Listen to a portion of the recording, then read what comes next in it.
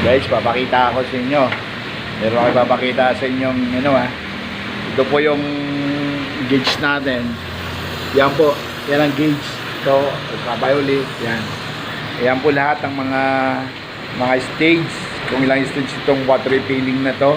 Okay, so, bilangin po natin.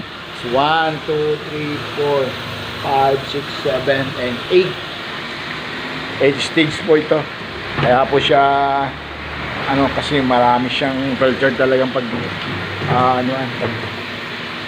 pagpapalit-palitan. Kaya guys, kung nagbabalak-balak kayo na magnegosyo kayo ng water refilling station, napakaganda ito guys, napakagandang negosyo ng water refilling station. Kasi alam nyo ba kung bakit? Bukod na sa malinis ang tubig nyo, makakatipid pa kayo, hindi na kayo bibili, may panggamit na kayo, may pambinta pa kayo.